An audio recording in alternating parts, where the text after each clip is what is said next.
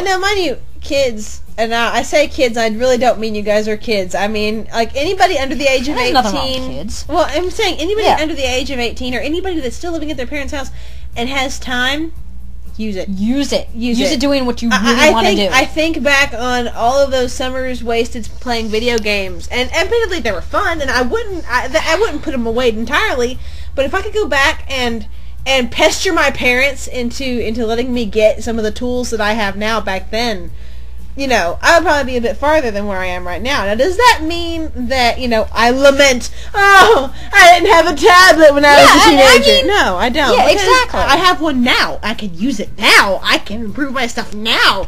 Yeah. So, and I mean, even my advice to you guys would be, you know, when you have the time, you have the spare time, use it. Yeah, because I mean, look at Hannah. When she was still married with Red, and she had the roommate in here, and I wasn't here. She barely had any time between work and driving them back and forth and doing dinner and all that. But whatever spare time she had, she did use it on her sketchbook, which was exactly what counted, and that's what kept it going. Whereas, I mean, from my angle, I don't regret anything that I do because for one, it kind of goes back to me being a Buddhist, and I can't regret anything because if it wasn't for this, I wouldn't have been able to do this or this. I spent so much time on World of Warcraft. I spent so many days where it was just World of Warcraft, but I learned so much and I gained so much approval and reputation from people.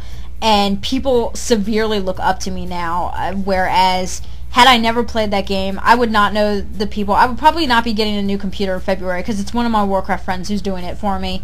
And it's just to that point where, yeah, this was a really big disappointment in my life, and yeah, I could have been spending, because I do this all the time, because I'm sitting here thinking, we could be making so much money now had I done this back here.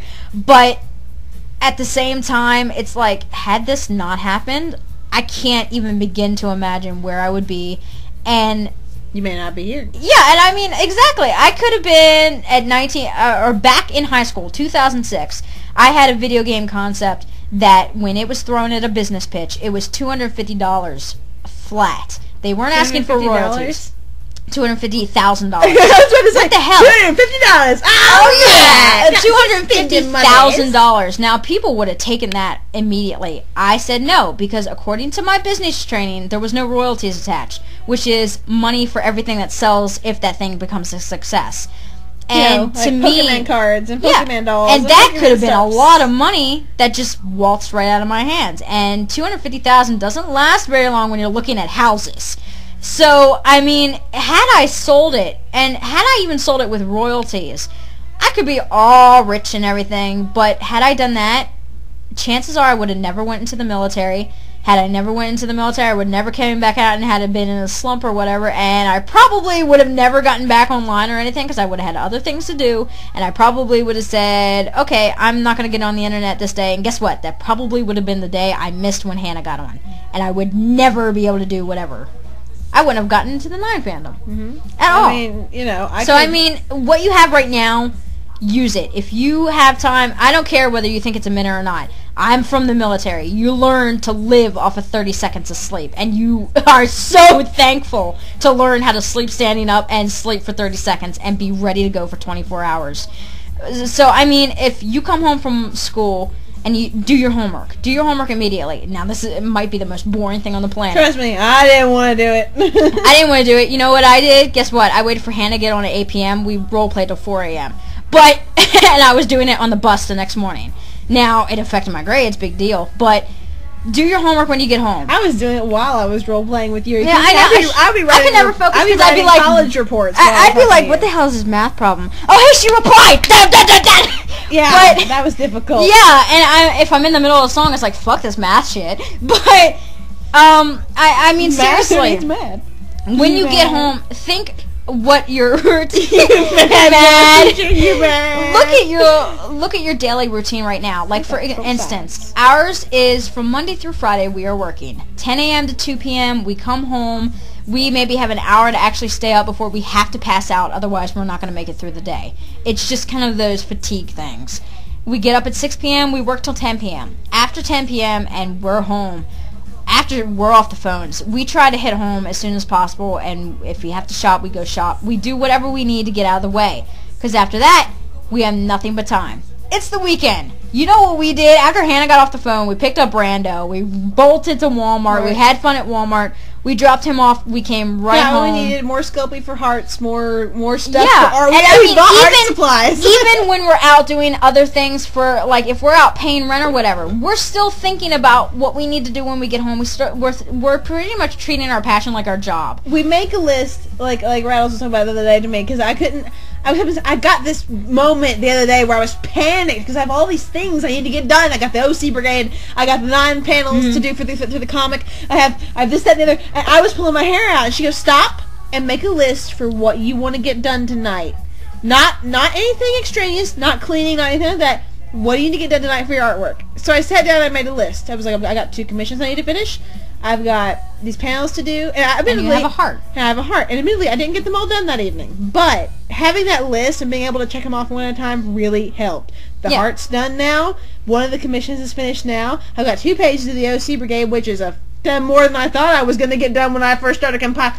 Okay, and guys, having a system and being organized really will help you to increase your potential. Now, we're not talking organized like outline ABC and then lowercase ABC and then lowercase 1, 2, 3. Having a system for how you do things and where you have things.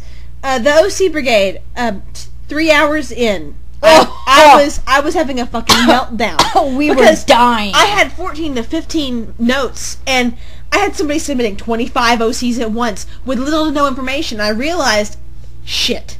I don't know what we're doing. I don't have...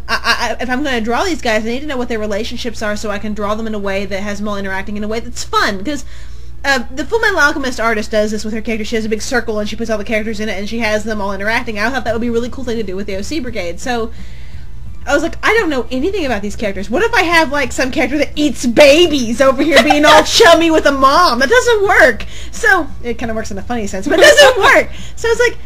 Okay, so I made that little chart for people to fill out on the Stitch Punks forum, but the group. Blog. So I was like, okay, guys, fill out this thing when you send it to me, and that way I'll be able to know where to place your character. And then I started organizing the thing as a whole. I made the spreadsheet, put people's creators, and Rattles helped me with that because I was being dumb, and put the characters, the genders, the ages and stuff, so I would have a rough idea, and then I can pull you guys up on my notes and find you easily and find your characters easily based on what you sent me.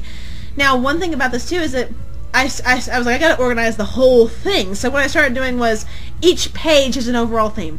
The page 1 villains, is families. Page 2 kind of continues the family and relationships. The next page is going to be intellectuals and creative people. That may bleed over to 2 pages, depending on what I've got.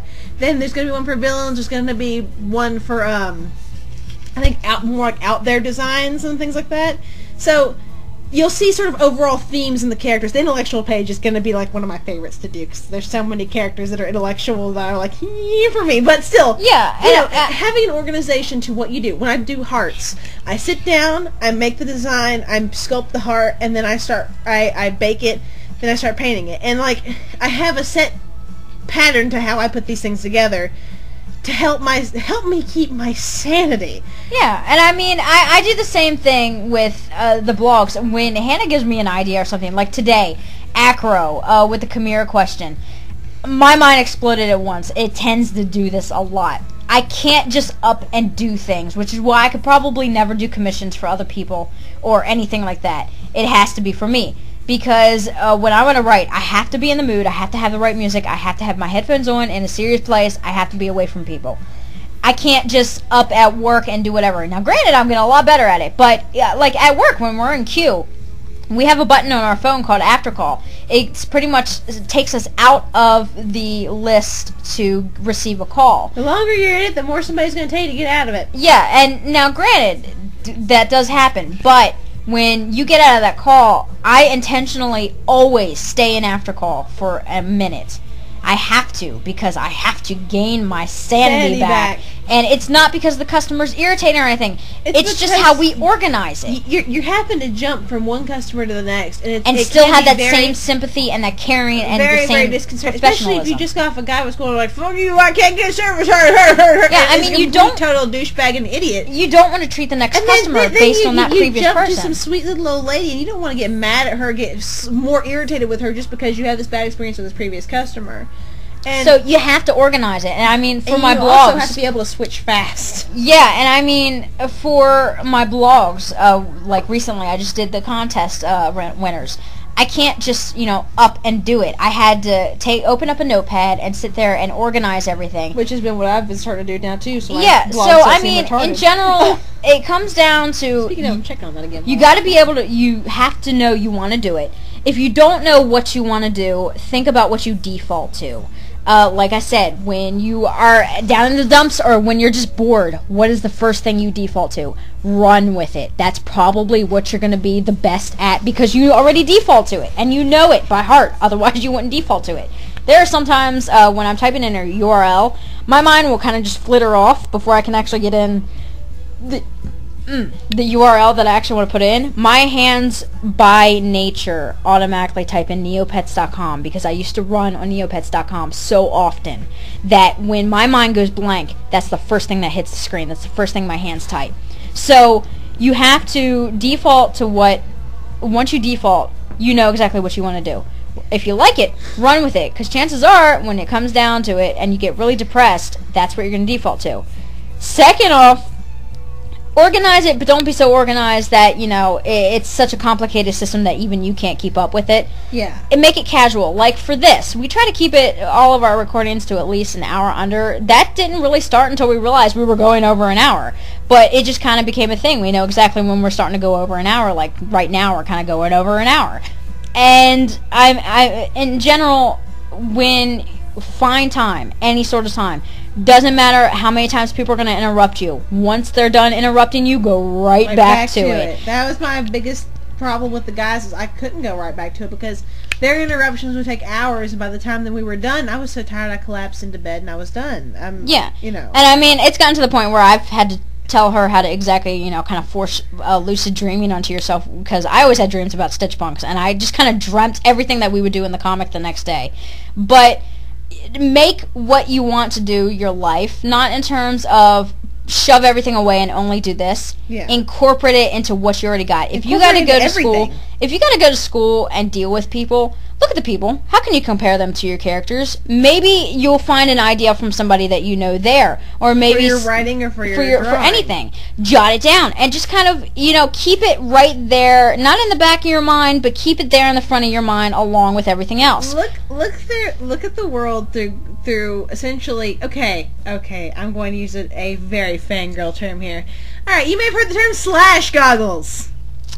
If you haven't heard the term slash goggles, allow me to enlighten you what slash goggles are so you'll understand what I'm getting at. Oh, watch everybody fuck. Slash goggles is when fangirls especially, take their slash goggles out, they stick them on, and all of a sudden this is an imaginary thing. Every character in a series is gay. And everybody's the world is made of yaoi. And everybody has a pair, and everything settles in. Kind of treat the world like that, just not where everybody's screwing everybody. You're not going to want slash goggles. You're going to want writer's goggles. You're going to want artist goggles. Look at the world through what you want to do that show you exactly what you're looking for your art or your writing. Hell, or your passion, whatever it may be. Sometimes as a joke, one of my friends, Kalila actually, the one who does the poofies. One day we were joking around about this because we had this discussion, a really deep discussion about this in Art Grounds, and she's like, well, what if the thing that you love to do best is click on links and see what they lead to? And I told her, so why don't you sit in class and pretend your hand is a cursor and kind of pretend to click on the person in front of you? What kind of link would they lead to? She kind of ran off of that. It got her through her frickin' exams because she imagined clicking on her teacher and it opens up all these links and she would pinpoint keywords that the teacher was saying, and that's exactly what she needed to get passed on the exams. It does work.